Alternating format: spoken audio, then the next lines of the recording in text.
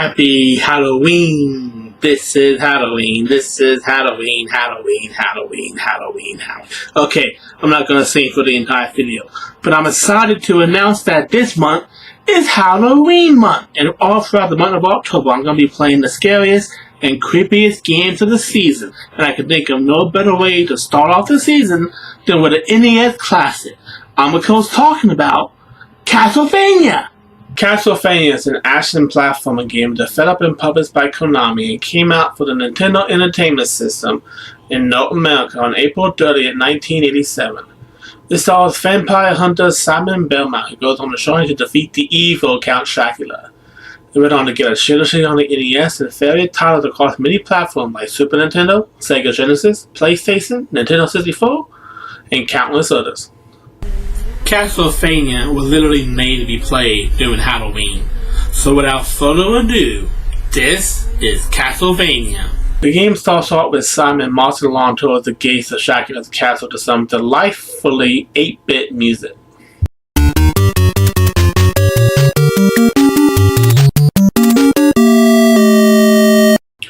From there we have the controls. A is jump, B controls the whip, and holding up and B will use your projectile weapon. You collect hearts, which will actually match it instead of health, which is kind of weird as the whole time I'm playing I'm expecting my health gauge to go up every time I collect a heart. Zelda has shamed me wrong for this game. You have a lot of enemies appearing on the screen from either side of you, from ghouls and goblins to ghosts to bats and even Medusa heads, which might be the most annoying enemy in the whole game. And you know, despite being a vampire hunter, he actually fights very few vampires. Unlike future titles, the whip only goes in one direction depending on which way you're facing, and you can only get shorter enemies by ducking with the down D-pad performing your whip attack. Of course, it was the NES, so some moves weren't playable yet. The first boss you face is a giant bat. He's actually pretty easy if you just stand on the right side of the screen and throw daggers at him until he's dead. Of course, this will require you to find the dagger weapon on your way to the boss. Otherwise, he's a lot harder and all you have to use is your whip. After you defeat him, an orb is sharp and you proceed to the next phase of the game. Speaking of this, who goes vampire hunting with a whip? The second stage is a tad bit harder than the first. This time you have suits of armor, the Medusa head like I mentioned before, statues that breathe fire, objects that will curse you if you're underneath them, and of course the second boss, a giant flipping Medusa head. It's a good thing looking her in the eye doesn't turn you to stone. The story is rather simple. It's just Simon Belmont going to Chocula Castle in the middle of the night to slay him once and for all, not knowing that they would go on to have many more classes after this, and that it would be the Belmont family destiny to vanquish Chocula again, and again, and again. The graphics really aren't all that special. Needless to say, being made in 1987 has dated this game quite a bit. Simon is mostly defined by one or two colors that contrast the rest of the screen, though the design does a good job of creating that feeling of shared isolation over what kind of monster you're going to run into next. The sound and music is iconic, from that classic Castlevania beat to the mini song that plays when you lose a life. It puts you in the mood to play and get you pumped up for some monster slaying action. Now, I have to say, sadly, there are some flaws. The controls are a tad bit stiff at times, and there are so many enemies on the screen it's almost impossible to not get hit. Not to mention that there's some cheap difficulty spike that whenever you get hit, you leap backwards. And if you're in front of a pitfall or something, you fall right off the ledge into your death. And some objects will kill you dead regardless of how much health you have. That said, the game is still pretty good despite being somewhat dated on graphics. Gameplay is solid for the most part and the difficulty is doable if you have time to learn the patterns and get good at it, like was the case with all the 8-bit wonders. And for Halloween, it's definitely worth a pickup. I gave this game a solid 7 out of 10. Yeah, I do number weightings now. Numbers are cool. Castlevania must be terminated. Who said that? I will not suffer Castlevania to live. Konami, I should have known. You are not part of this world. No, but I spent a lot of time on it. Is this game important? Important? What do you mean important? Over 1 million people play this game. Are they important? I got a better question for you. Is this game a threat? You're monitoring your whole library, right? Is this game a threat? No. Good. Now my next question. Is this game guilty of any crimes by the laws of Konami? No. Alright. Now one more question. Is this game protected? You aren't the only developer who has tried to bury your own franchise before. There has been so many. The question you have to ask yourself is, what happened to them?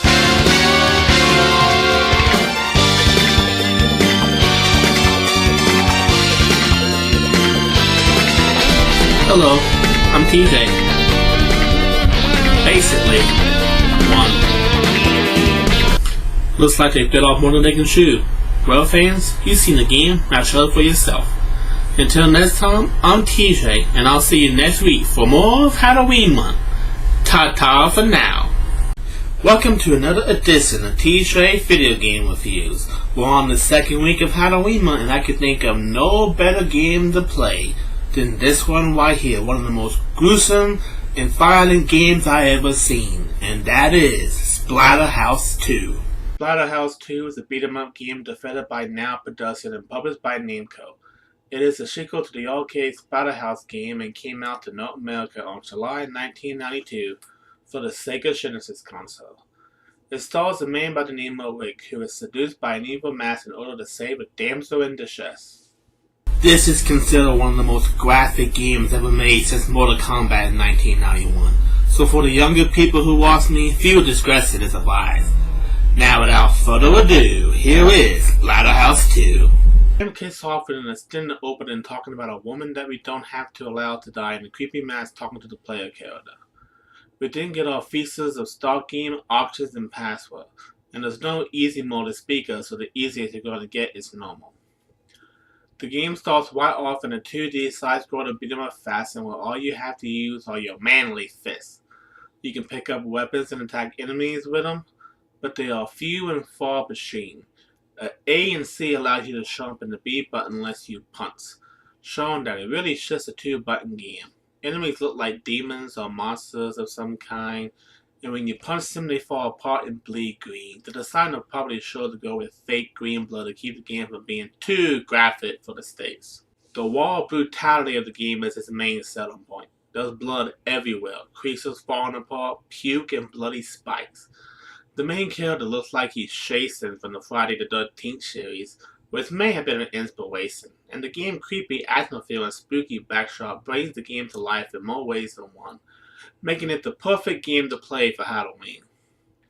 The introduction to the first boss is rather funny. We see a couple of creatures walking straight to their deaths, and the third one tries to avoid it until he sees the player character and decides instant death will be more peaceful. Then you have the first boss, some kind of slug monster that spits green puke at you. It took me a while to realize that your best bet is just punch him rapidly until he's dead, but get away from him as soon as he stops moving or else his insides will kill you. The second level puts you in an elevator with some annoying jumping enemies before getting off to another area with a creepy background and scary faces staring at you, and enemies who are finally going to fight back. You have 3 lives and a health bar. When a life is taken, you start back at the last checkpoint in the game. When all 3 lives are taken, you have the option to retry or quit. Retrying will take you to the beginning of the level regardless of where you were at when you first died.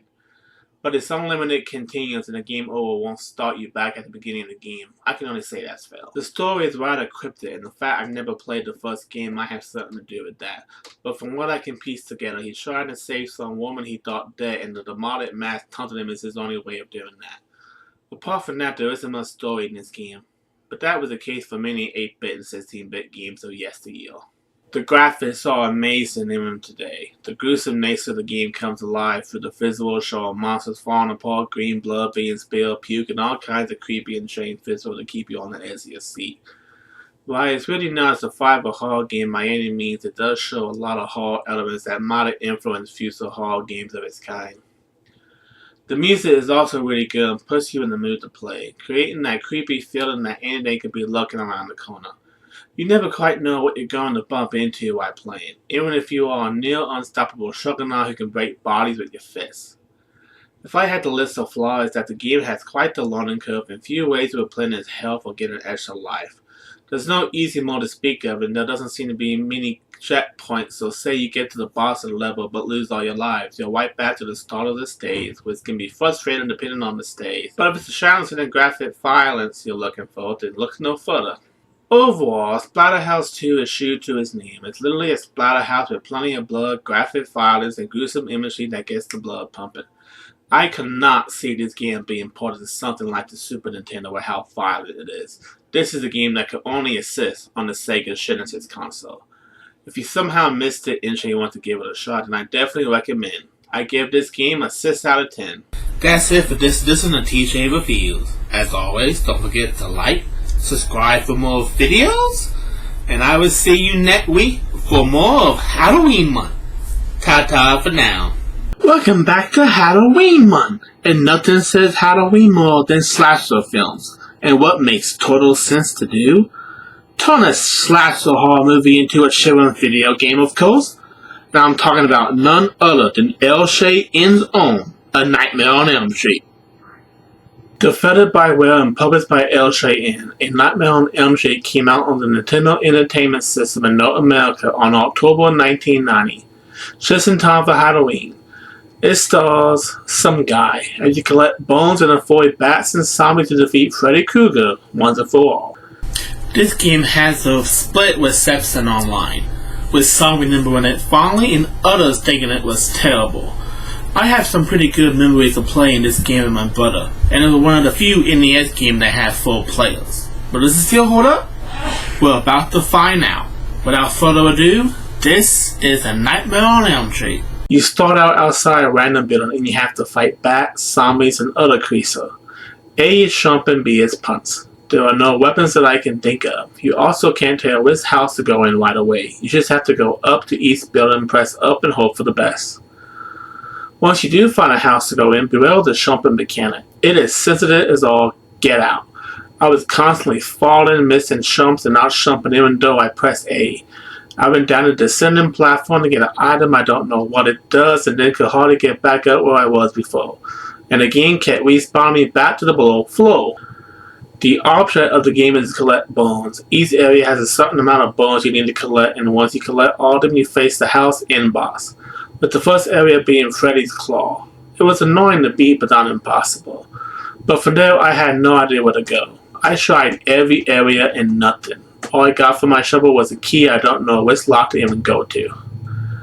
You have a sleep meter. When it once empty, your character goes to sleep and everything changes. Enemies become deadlier, and after a while, Freddy can appear to try to kill you. You have to find radios in order to wake up. There are only so many lives and continues you have before it's finally game over. And trust me, if it's your first time, you're going to die a lot. From an unfair jumping mechanic to everything and its mother trying to kill you wherever you go. You start with 5 lives and a couple of continues. Once it's game over, it's right back to square one, the beginning. There really isn't a story of any kind in this game. It's just some guy trying to take down Freddy. I'll get more into what I think is wrong with that scenario when I get to flaws. Graphics are pretty nice for 8-bit wonders. Everything is well defined and the colors are very Halloweeny. Considering when this came out in October, I'm sure they were banking for it to be a Halloween sellout. Not sure how well that worked out for them. The music is fine. Not great, but not terrible either. I mean, it doesn't not get me in the mood to play, but compared to what I've already played this month, Castlevania, Splatterhouse 2, it's kind of generic and leave me wanting more. Now for flaws, and oh boy are there a lot of them. Like I already mentioned, the jumping in this game is bad. You'll press the D button a little bit and end up falling off ledges. Jumping too far or jumping too short. And sometimes you'll be at the ledge and clearly press the jump button and he'll walk right off the frickin' ledge. Another major flaw with the game is that apart from Freddy Krueger himself, there isn't much inspiration to take from the movies. Yeah, they could have used some of the movie characters that playable Avatar, but do you honestly remember anybody from the Nightmare on Elm Street movies that were popular enough at the time for them to use? That's probably the reason it's just some random guy. Then there are the enemies. Fighting body parts of Freddy is cool and everything, and the Nightmare version of enemies makes sense. But the regular enemies, bats, snakes, zombie, I know they were trying to go for a Halloween theme, but do any of these scream Nightmare on Elm Street? And why can't we have weapons? Why does almost every game I play expect you to punch everything to death? Overall, while I have fond memories of playing this game with my brother, it does not hold up to today's standards. While the graphics are decent and the controls are responsive for the most part, it's uninspired in a lot of ways and has a bad jumping control. There are a lot of games this Halloween to give you that scary slasher vibe, and this ain't one of them. I give this uninspired game a 5 out of 10. That's it for this edition of TJ Reviews. As always, don't forget to like, subscribe if you want to see more videos, and I'll see you next week for more of Halloween month. Ta-ta for now. It's the 4th week of Halloween month, and we're continuing the season with a game so terrifying I don't even know what the Dark Day looks like. I'm a ghost talking about Ghouls and Ghosts. Ghouls and Ghosts is a platforming game developed and published by Capcom for the arcade and later ported to consoles such as the Sega Genesis. It is the direct sequel to Ghosts and Goblins. It stars Sir Arthur the Knight as he must march his way to the daily castle of Lucifer and defeat him to save the souls of his loved ones. Is this game as hard as they say? It's time to find out. This is Ghouls and Ghosts. You start out in armor and a generic weapon that can upgrade to other weapons as the level progresses. A and C are jumping the B button using your weapon. Get hit once and oops, now I'm naked. Get hit again and you immediately buzz into a skeleton. Is this guy secretly a vampire? What happened to all his other organs? The game is hard, and I mean hard. I even played this game on practice mode and it was still quite the uphill battle for me. You slash at enemies, try to avoid others, and when in doubt just make a one for it. Like any good game, you start with 3 lives and I think an infinite number continues. There are set points, though the game don't tell you where they are, but at the most it won't put you all the way back to the beginning if you get a game over, so that's a relief. There are many different variety of enemies. You can also open up chests and other objects to earn items like your armor if you lost it. But be careful as some enemies lurk inside chests as well, a classic trope. At the end of the stage you face what I can only believe is an armored dragon of some kind. Lastly, you want to avoid his projectile attack and then strike him on the head enough times until he dies. Then you reach the castle area. From there you have armored shells bouncing around, monsters underneath shells, and a sand trap where you have to walk on the platforms above and watch out for spots where the platform give away. Then you have to climb back up the sand slide and go across the platforms again. Only the problem is I can never get past them. I always end up falling to my death. I can't even get past the second level. And for the sake of full disclosure, I never played the original game, so I can't tell you if the sequel was better or not. If it wasn't for the fact I read a wiki page, I would have no idea what the story was. As all good games that started off in this era of gaming, there's no info or show of a story. You just cut right to the action and start walking towards the right side of the screen, slashing enemies and avoiding obstacles that are trying to kill you. The simplicity of the 16-bit era knows no bounds. The graphics are pretty decent for its time, of course I always say this. Everything is well defined and it's kind of funny watching a guy run around in his underwear only armed with his soul. Did he really not put any clothes on underneath his armor? The sound effects and music are, honestly, kind of forgettable. I mean, I just played the game at this time of writing and I can't remember any standout effects from the music or sound effects. But that may be my personal bias slipping through. I just honestly can't remember anything special about the music. As for flaws, to be honest, I can't think of any flaws for this game. I know, the difficulty is crazy even on its easiest mode, but I don't knock points off of games just because they're too hard for me. Otherwise, it would be a giant list of games I hate and who has time for that. If I had a list of flaws, that some of the enemies are pretty generic and downright forgettable. The only thing I remember is the armored dragon at the beginning and the knight losing his armor and running around his underwear. Those are really the only standout moments of the game. Overall, even though I died and died and died again, I found my short time with this game enjoyable. The gameplay is addictive and the controls are all responsive. When you die, it's because you know you messed up and nothing straight from the game itself. That's fail. While I may not enter my top 10 favorite list, I may play again if I'm feeling in the mood. I gave this game a solid 7 out of 10. That's it for this Listen to TJ Reviews. As always, don't forget to like, subscribe if you want to see more videos, and I will see you next week for the final week of Halloween month. Ta-ta for now. Happy Halloween, trick-or-treaters. It's the final week of Halloween month, and today I decided to review a quirky game. The Addams Family for the Super Nintendo. What happened to the color? The Addams Family is a platform game developed and published by Ocean Software and ported to a number of different platforms including the Super Nintendo. It's based off the Addams Family movie in the 90s, which is of course based off the Addams Family series that debuted many decades prior. You play as Gomez Addams as he attempts to rescue members of his family. I have never played an Addams Family game before, but I am a big fan. Wednesday, anyone? So without further ado, this is the Addams Family on Super Nintendo. The game starts off with animation of Dane coming out of a box before taking you to the title screen. For there you have your option to start game or password. Once you start a game, you kick things off at the entrance of the Addams Family mansion.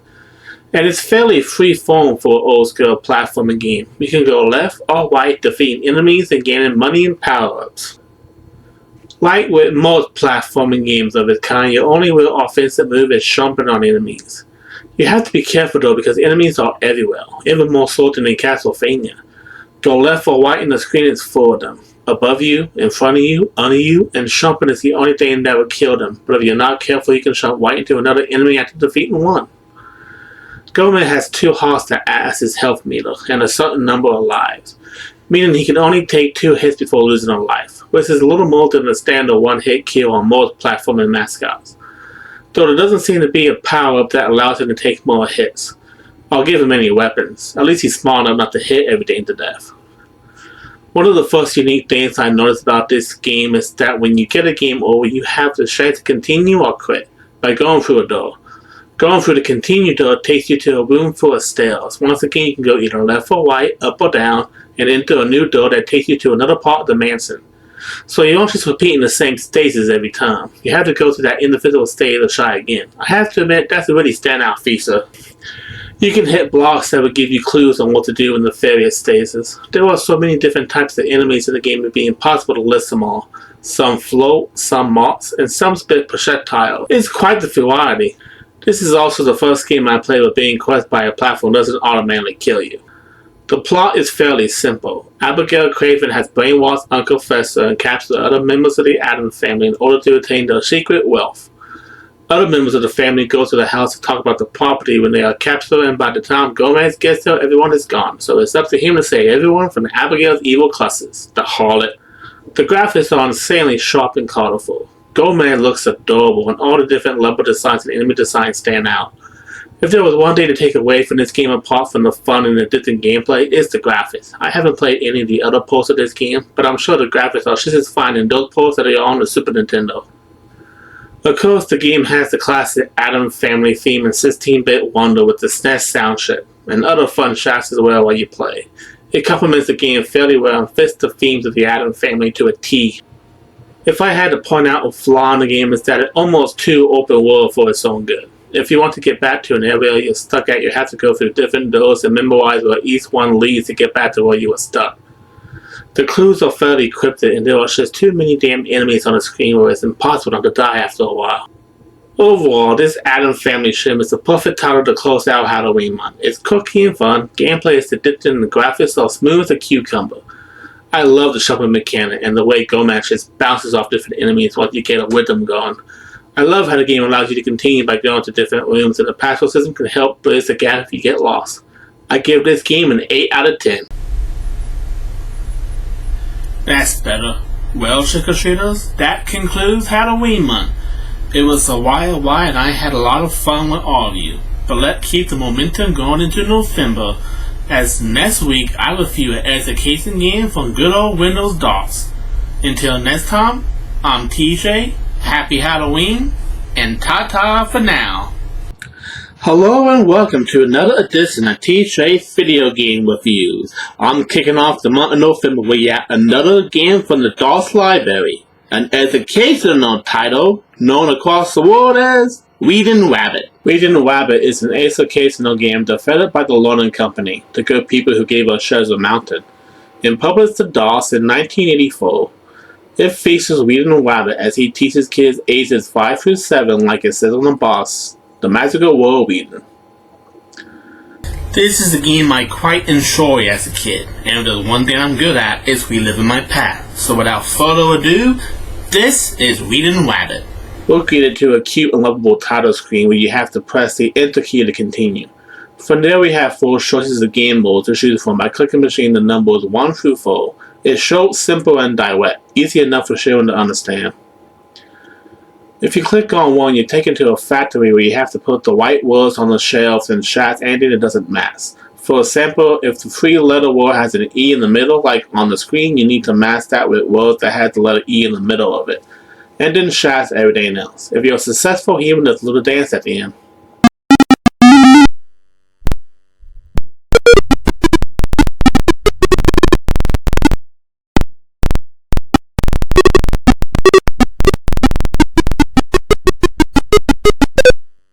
Much like an arcade game, you can play this mode endlessly. It doesn't necessarily get harder unless you're in the age group this game was targeted for, but you'll just be mastering up different letters to the words until you're officially bored with the process.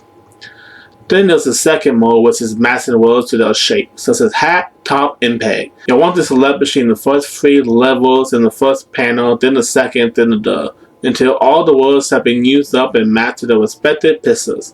Pretty self-explanatory. This mode, however, doesn't offer any variety, and you'll just continue to master 3 same images to their words.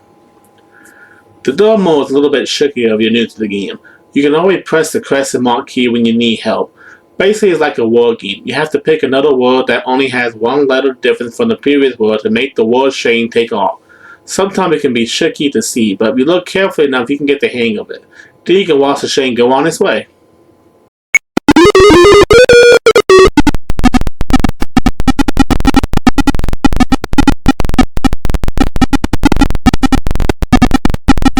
Then finally you have a masking card game. Basically you have to mask 2 different images together until everything has been revealed.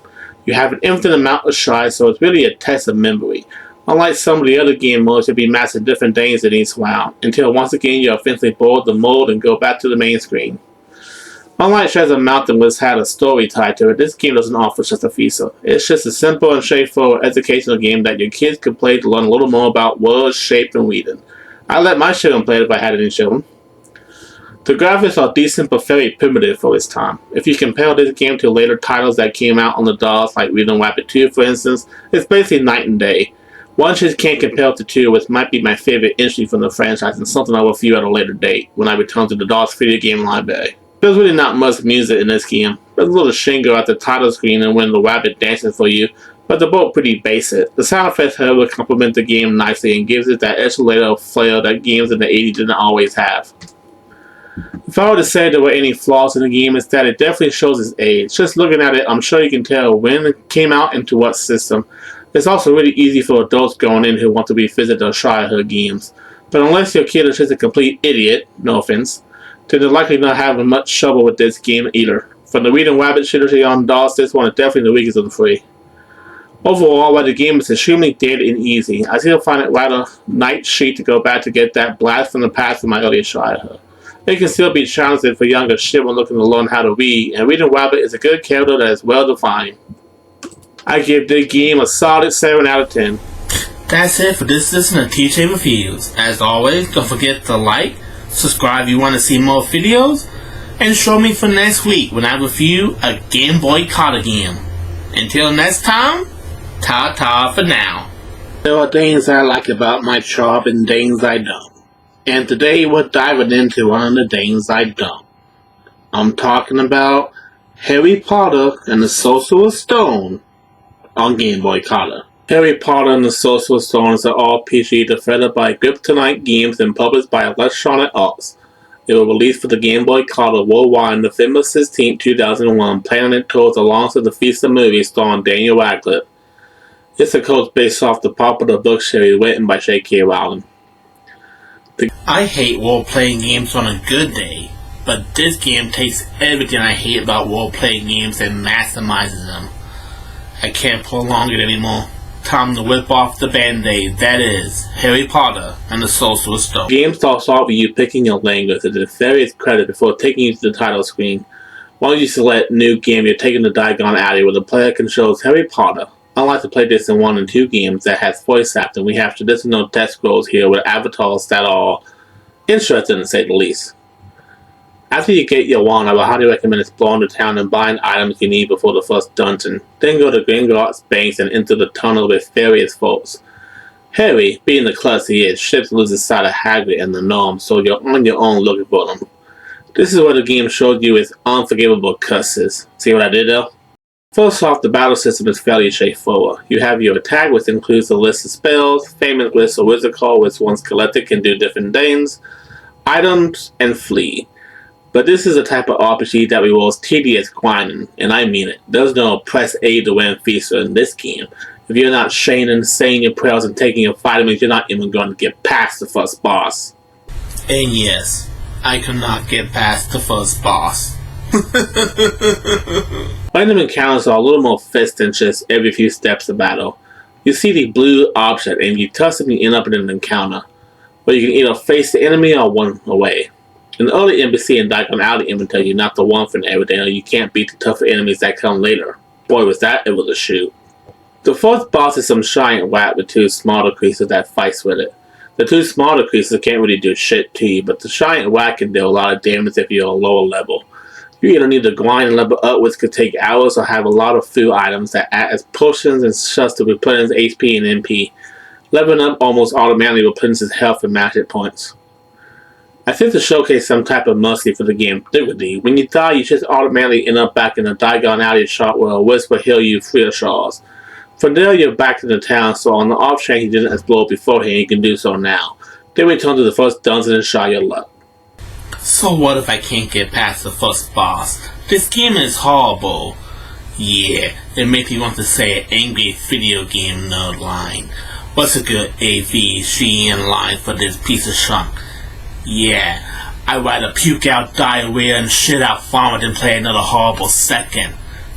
Damn it, tease it. What's the story? Well, that's simple. It follows the story of the book and movie, though it seemed to be more true to the book than even the movie.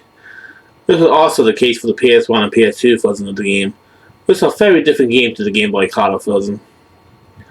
Graphics look like somebody puked out a bag of pistols on the screen and forgot to wash them. They aren't really that polished and as pixelated as all get out, but hey, it's the Game Boy Color. What can you expect? Sound and music, they're decent given the limitation of the Game Boy Color sound chip. Hearing that classic Harry Potter score and 8-bit music glory is kinda cool, though lacking. The game doesn't really have any memorable shots that really makes the gameplay or anything pop. Flaws? Basically it has a steep learning curve. If you're not grinding, exploring the towns, talking to NPCs and buying or collecting items and spells, while figuring out the damn famous Wizard and Wizard call systems, then I'm sorry. You're not gonna get anywhere in this game. You'll be like me, forever shamed and damned to see the first boss again and again and again, and never even step foot in Hogwarts.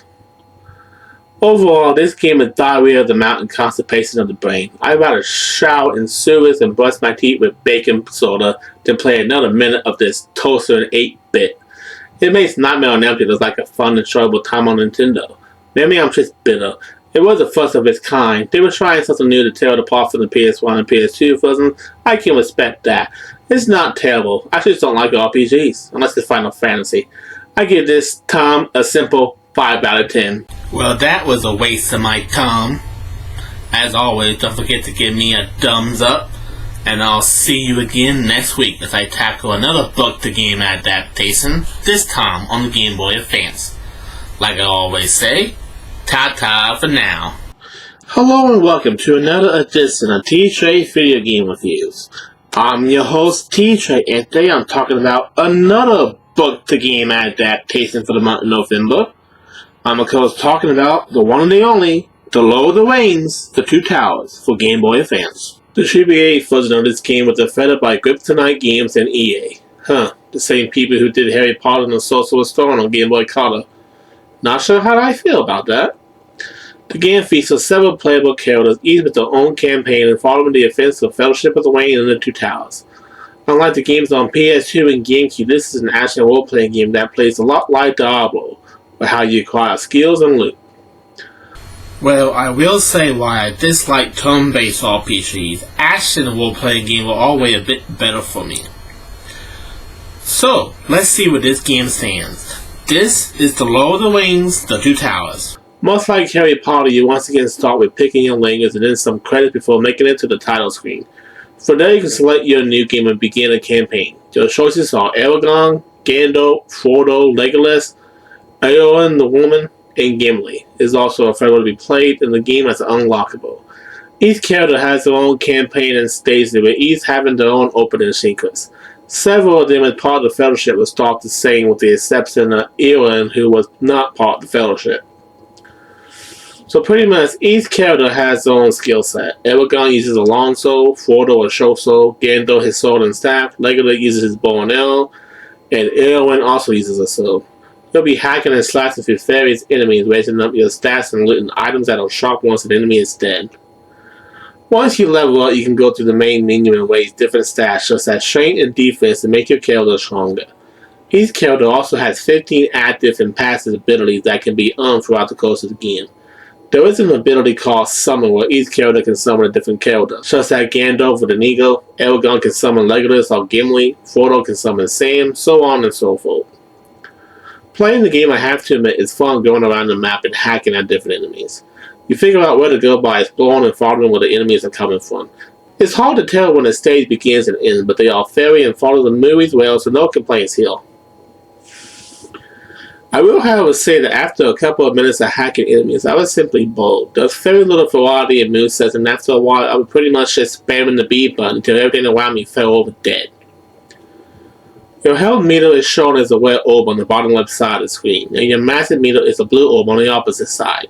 In order to regain health, you need to find various food items and sometimes pots for a red potion for you to consume to recover health. The story, much like Harry Potter, follows the story of the books and movies to a T, with each character's opening sequence being based on where they were at in the movie and then flashing back to leaving Riverdale from Fellowship with the exception of Eowyn, who was elsewhere at the time. But they all flash back to an earlier part of their offensive, basically leading up to where they are all doing the events of the second movie and book. The graphics are a little better than Harry Potter, but not by much. We've gone from the 8-bit limitation of the Game Boy to the 16-bit limitation of the Game Boy Advance. And while it's able to show movement steals for the movie and better character designs and set pieces, it's still just so pixelated and pale at times. It really makes you appreciate how far handheld system has come once the Nintendo DS and PSP came onto the market. The music at the character's left screen is that classic Lord of the Wayne tune that gets you pumped to play. But after that, the music didn't really stand out to me. In fact, I can't recall if I heard much music at all once I was actually playing the game. But it really took me out of playing. I didn't realize just how important game music was to my gaming experience until I played this game. As for flaws, many of the characters in the game feel like clones of each other with very little differences to keep you going. The battle system are dull and uninspiring, the graphics are terrible. The lack of compelling music in Lord of the Wayne's had a bust they could have used, so there's really no excuse. And sound effects make the game bland. I like the fact that you have more characters to choose from in this version than just Aragorn, Legolas, and Gimli like in the PS2, GameCube, and Xbox version of the game. But with the way the game is built, you really don't care to explore those new characters much. Plus the setback that at times it feels too much like Diablo. If Diablo had inferior graphics, there was a lot more tame on the blood and creepiness factor. Overall, while it's definitely an improvement upon the previous game in Harry Potter and the Sorcerer's Stone, they still have a long way to go for making a compelling game. The idea that the same company worked on two popular book-to-movie games is an interesting one, but it shows their flaws all the more. I'll be generous and give this game a 6 out of 10. That's all for this edition of TJ Reviews. As always, don't forget to like, subscribe if you want to see more videos, and join me next week as I celebrate Thanksgiving with a Sega Genesis title. Once again, I'm TJ, and ta-ta for now. Happy Thanksgiving and welcome to another edition of TJ's Video Game Reviews. I decided to take a break from Nintendo and go back to Sega for this Disney classic, Pocahontas! Disney Pocahontas is a platform game developed by Funcom and published by Disney Interactive for the Sega Genesis console and came out in North America on March 1996. It is a close video game adaptation of the Disney movie, and you play as none other than Pocahontas herself, solving puzzles and earning animal spirits to make you stronger. Even though that wasn't her real name, nor was the Disney story anywhere close to her actual life. But who keeping track? Without further ado, this is Disney Pocahontas. You start off with a beautiful image of Pocahontas before coming to the title screen. After starting the game, you get an animated still of a native warning the tribe that danger is coming and that Pocahontas must face this danger herself, but to also rely on her animal friends to guide her. Then the game takes us to the first stage. The first thing I have to note about this game are the controls. They're stiff as all get out, and unresponsive. I keep pressing the button to climb and jump and there's a delay and sometimes it doesn't work at all. One of the fun things you learn is that you can switch between Pocahontas and her animal buddy Nico. Nico can help solve puzzles in the game like pushing over boulders from high places that Pocahontas can't get to by herself.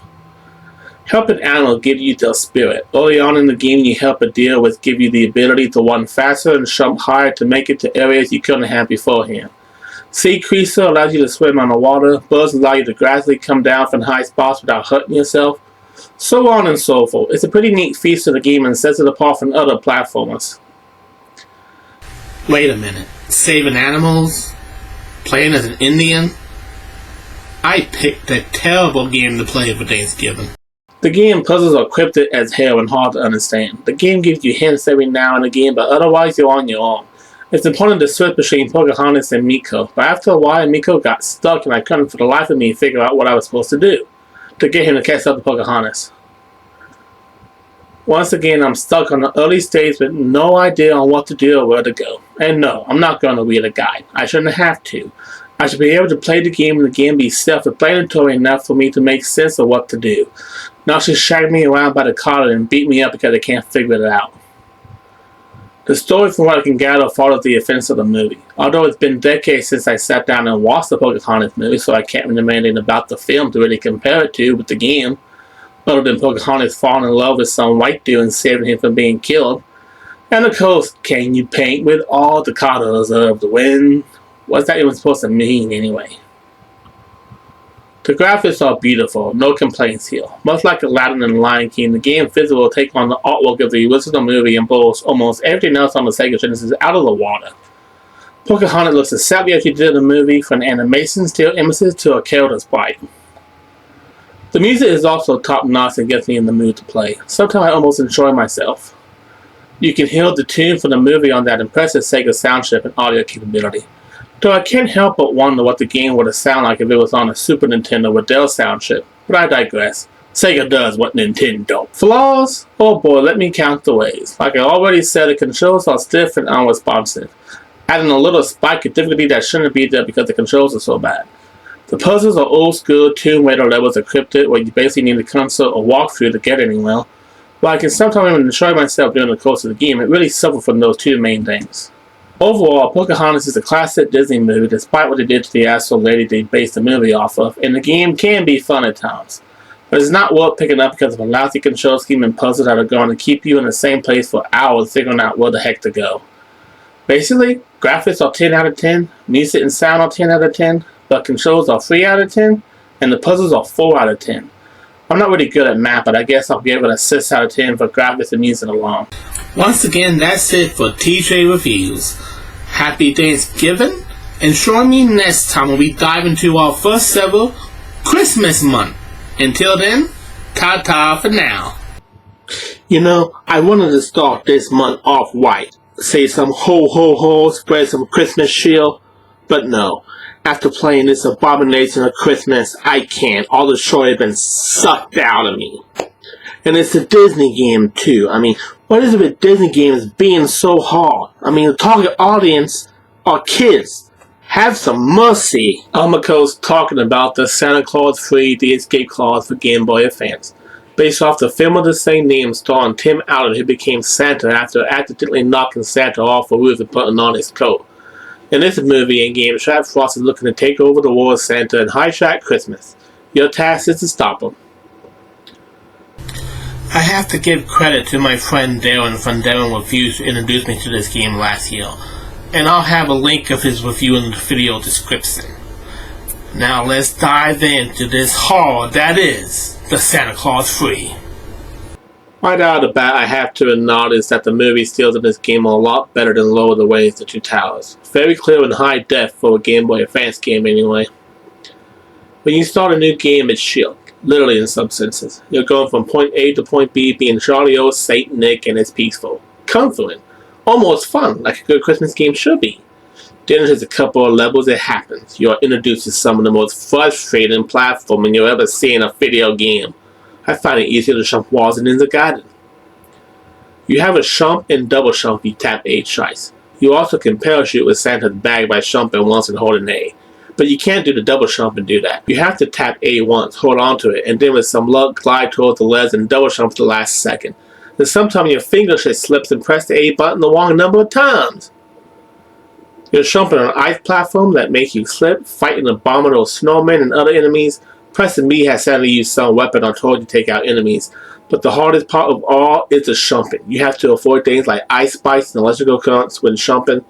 You have to jump perfectly. There's no room for error. You mess up even a little bit and you're ice, baby.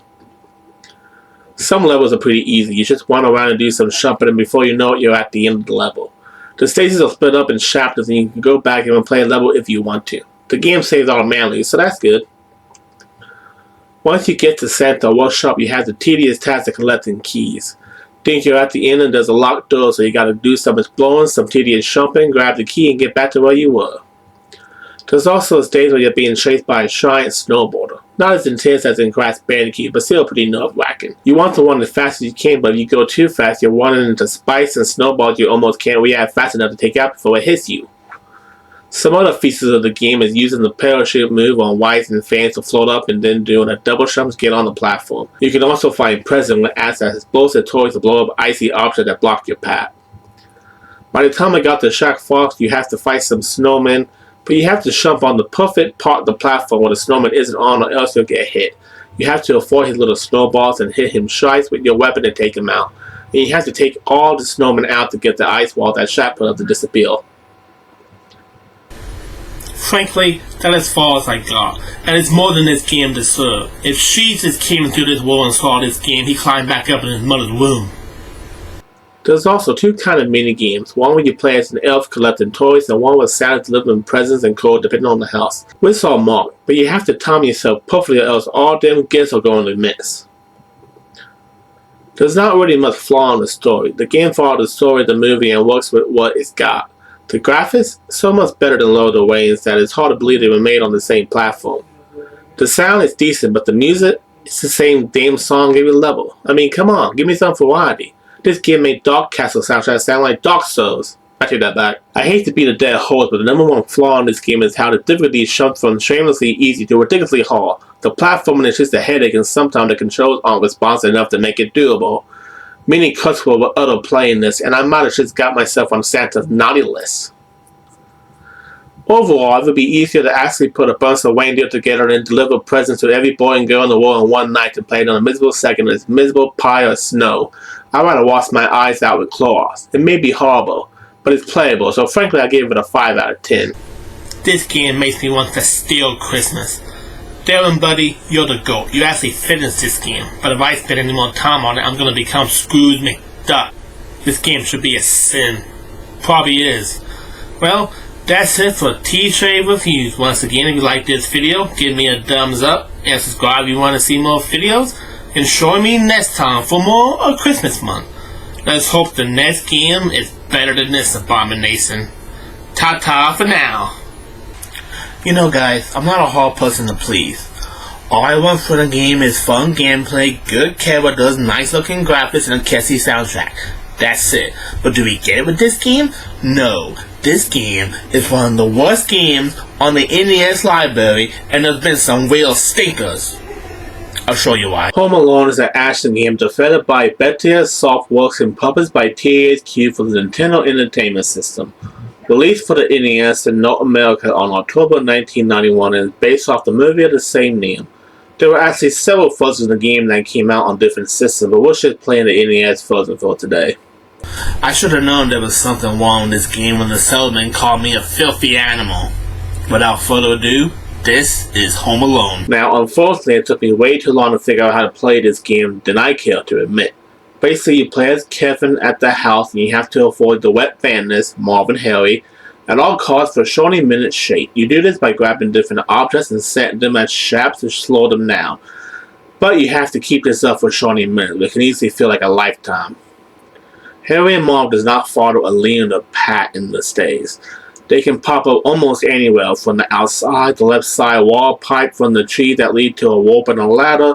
You never know where they're going to pop up, and if you waste time, they'll catch you faster. Though I have to admit the game cuts the bullshit and gets straight to the point. There's no title screen, no options, no cutscene. As soon as you press start, you go straight to the game and it's do or die. Suffice it to say, it would have been easier to do this in real life. Then does the damn controls. They're horrible. You get to a staircase and the D-pad doesn't want to work.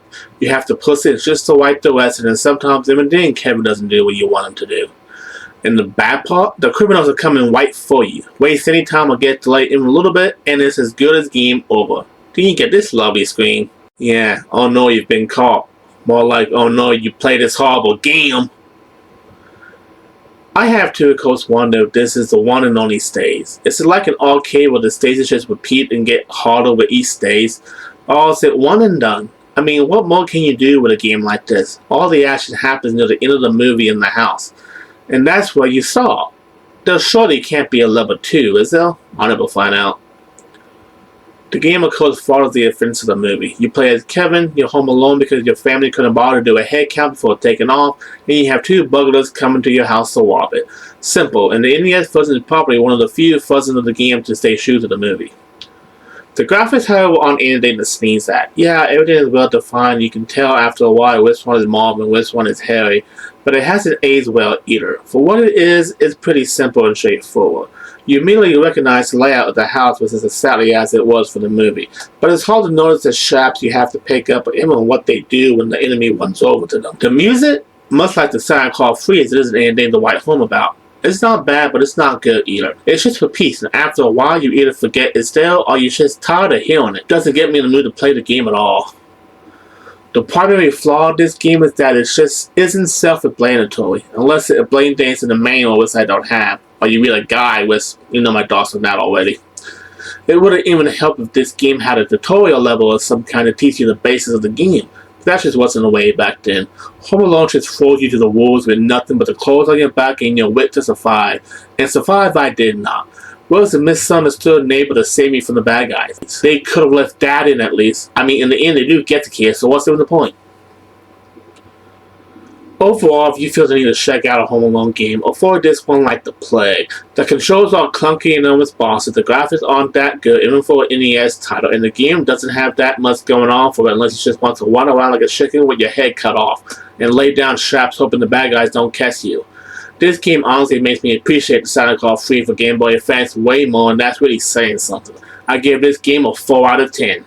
Good night. That's it for this edition of TJ Reviews. As always, don't forget to like, subscribe if you want to see more videos, and I'll see you next week for more of Christmas month. Ta-ta for now. Okay, so this next game isn't technically a Christmas movie or even a Christmas game, but it does take place around Christmas. I'm of course talking about Batman Returns. Batman Returns is a platforming game developed by Malibu Interactive and published by Sega for the Genesis on October 1992. It's based off the movie of the same name directed by Tim Burton and starring Michael Keaton as the Cape Crusader. Now surely Batman can't be bad, right? Right?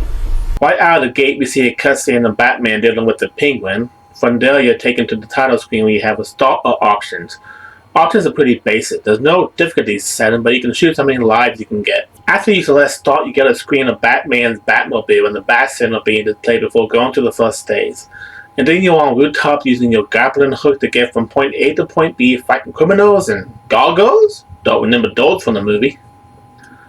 Controls are pretty simple. A uses your special weapon like Batarang, B is attack, and C is jump. If you press up first and then C, you can use your grappling hook to scale up buildings and swing from one rooftop to another. Be careful though, the game doesn't always show where the flows are and you can fall straight to your death. The first immediate flaw I found in this game is the hit detection. It's horrible.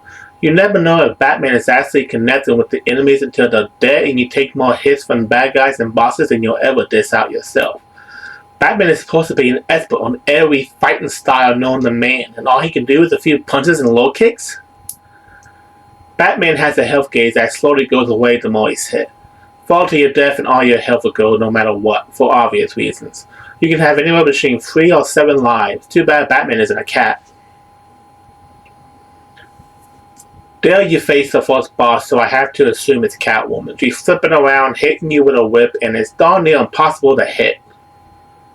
And she's only the first boss of the game. Why did they have to make the first boss so hard?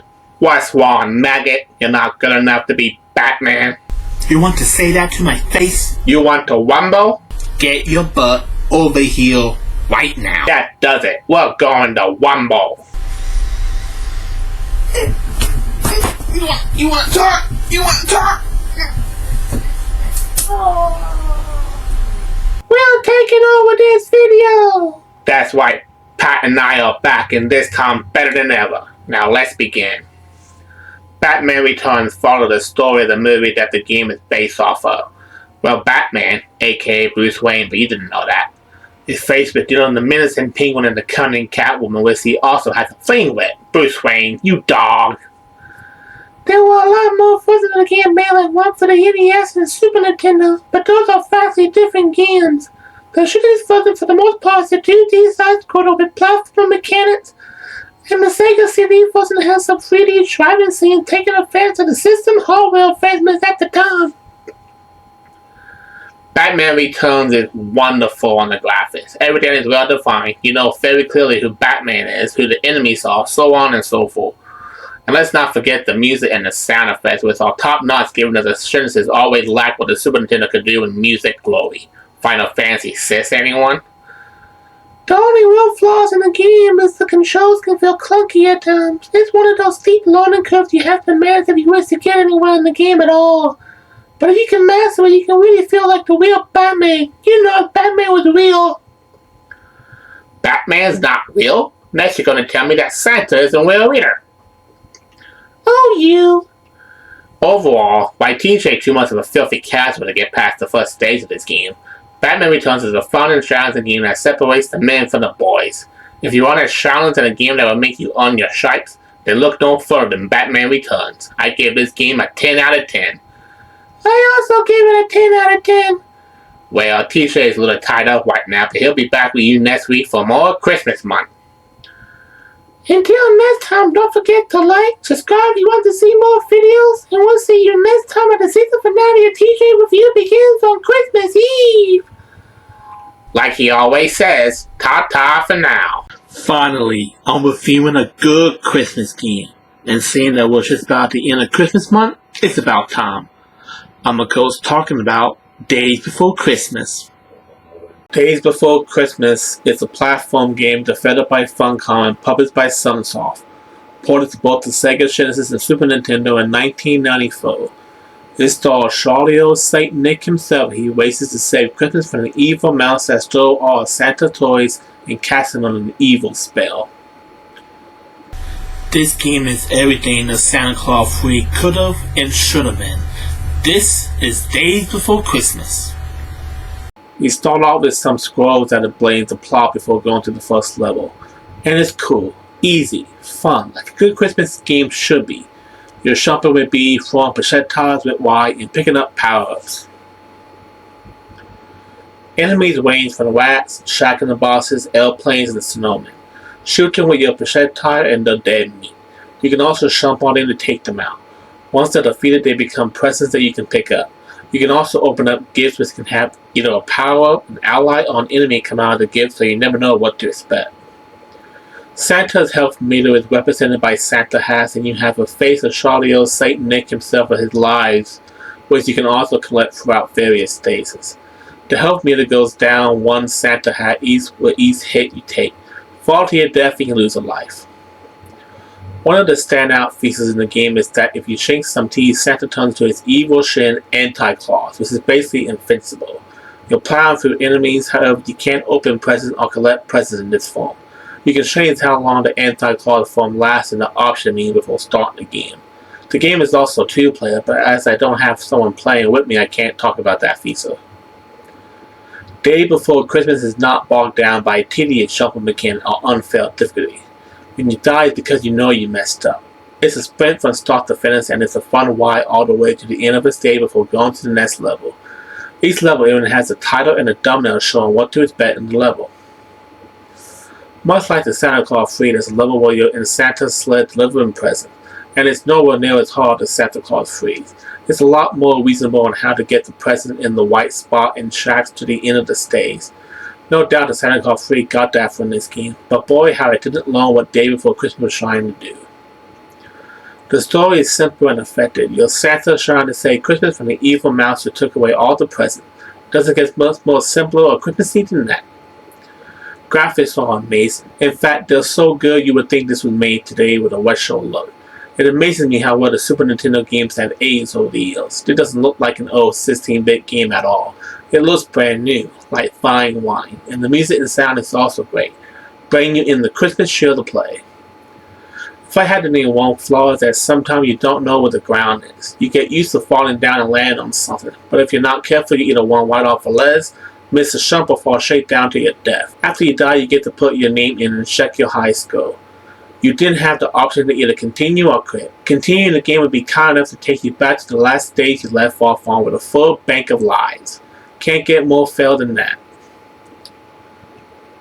Overall, Days Before Christmas no doubt has inspired other Christmas games like the Santa Claus 3, but where they found execution big games succeeds in massive quantities.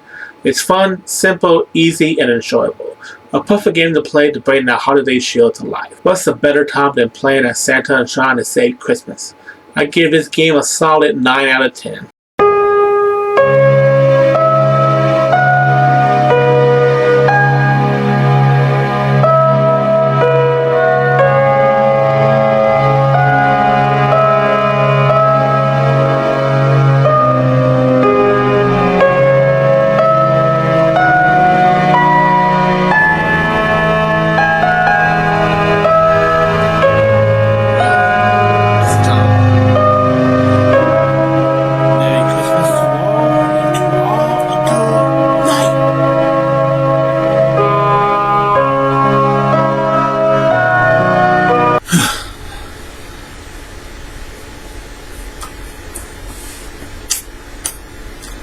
Ew, the gums. I'd like to taste